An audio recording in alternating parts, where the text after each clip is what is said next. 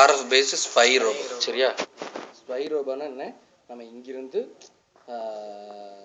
ஒரு ஒரு பிளேஸில் இருக்கக்கூடிய ஒரு இடத்துல வந்து என்னென்ன இருக்குது, அதில் என்னென்ன பார்க்கலாம் அப்படிங்கிறத வந்து இங்கிருந்து மானிட்டர் பண்ணுறோம். அதுக்காக நம்ம என்ன யூஸ் பண்ணுறோம்? டிரான்ஸ்மிட்டர் செக்ஷன் ஒன்று, ரிசீவர் செக்ஷன் ஒன்று யூஸ் பண்ணுறோம். இந்த டிரான்ஸ்மிட்டர் செக்ஷன்ங்கிறது எதுக்காகன்னா, இங்கிருந்து இந்த ரோபோவை forward, reverse, left, right move பண்ணுறதுக்காக நம்ம இதை யூஸ் பண்ணுறோம். சரியா?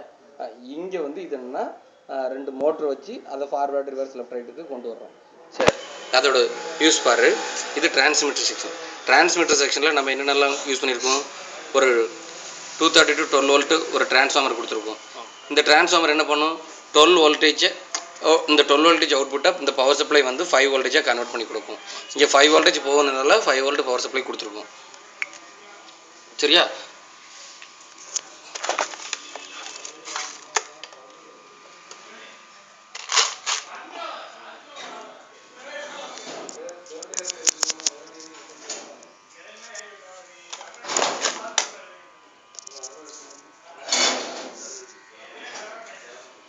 ஃபைவ் வோல்டேஜ் பவர் சப்ளை கொடுத்துருக்கோம். சரி, இங்கே வந்து இது என்னென்னா RF என்கோடர்னு சொல்லுவாங்க. இங்கிருந்து டேட்டாவை நீ டிரான்ஸ்மிட் பண்ணோம்ல, 4 சிக்னல் ஹை 4 லோ அப்படிங்கிற மாதிரி டிரான்ஸ்மிட் பண்ணுறதுக்காக RF என்கோடர் யூஸ் பண்ணியிருக்கோம். இதுதான் RF என்கோடர். இந்த ஐசியோட நேம் பார்த்தோன்னா HT12E என்கோடர். சரியா? இது 4 பிட் என்கோடர். நீங்கள் சுவிட்சை ப்ரெஸ் பண்ணனா ஒரு பிட்டை முதல்ல இது ஒவ்வொன்றும் ஒவ்வொரு பிட்டு, ஒவ்வொரு சுவிட்சும் ஒவ்வொரு பிட்டுனா 50 அப்படிங்கிற மாதிரி. மொதல் பின்ன ப்ரெஸ் பண்ணால் மொதல் 5 போகும், ரெண்டாவது ப்ரெஸ் பண்ணோம்னா ரெண்டாவது 5 போகும், மூணாவது ப்ரெஸ் பண்ணால் மூணாவது 5 போகும், நாலாவது போனால் நாலாவது 5 வோல்டேஜ் போகும்.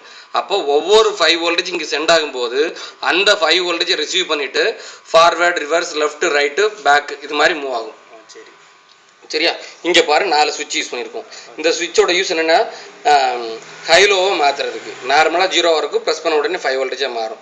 அப்போ அந்த 5 வோல்டேஜை சென்ஸ் பண்ணுறதுக்கு 5 வோல்டேஜை இது வழியாக என்கோடர் வழியாக இங்கே அனுப்புகிறோம். இங்கே என்ன பண்ணோம்? RF டீகோடர் யூஸ் பண்ணியிருக்கோம். இந்த டீகோடர் என்ன பண்ணும்? அந்த 4 பிட்டையும் ரிசீவ் பண்ணும். 5 வோல்டேஜ் முதல்ல வந்துச்சுன்னா ஃபார்வேர்டு, ரெண்டாவது 5 வோல்டேஜ் இன்னொரு பின்னுக்கு வந்துச்சுன்னா ரிவர்ஸு, மூணாவது 5 வோல்டேஜ் வந்துச்சுன்னா லெஃப்ட்டு, நாலாவது 5 வோல்டேஜ் வந்துச்சுன்னா ரைட்டு அப்படிங்கிற மாதிரி சென்ஸ் ஆகும். இங்கே யூஸ் பண்ணியிருக்கக்கூடிய ஐசி வந்து HT12D. இது 4 பிட் டீகோடர். இங்கே யூஸ் பண்ணியிருக்கக்கூடிய இந்த டிரான்ஸ்மிட்டர் பார்த்தோன்னா இதுதான் டிரான்ஸ்மிட்டர், ASK டிரான்ஸ்மிட்டர் 433 MHz. சரிதானா? இங்கிருந்து போகக்கூடிய சிக்னல் வந்து 433 MHz போகும். இதுலேயும் 433 MHz ரிசீவ் ஆகும். இது ASK receiver, amplitude shift gain receiver. இது ஆம்பிளிடியூட் ஷிஃப்ட் கெயின் டிரான்ஸ்மிட்டர். சரியா? இங்கிருந்து போகக்கூடிய டேட்டாவை, இங்கிருந்து வரக்கூடிய பிட்டை வந்து இந்த RF டிரான்ஸ்மிட்டர் டிரான்ஸ்மிட் பண்ணும். இந்த ரிசீவர் ரிசீவ் பண்ணி இந்த டீகோடர் 4 பிட்டில் வந்து நமக்கு அவுட்புட்டை தரும். இந்த ஒரு அவுட்புட் ரிசீவ்டு சிக்னலில் மைக்ரோ கண்ட்ரோலர் யூனிட் வாங்கி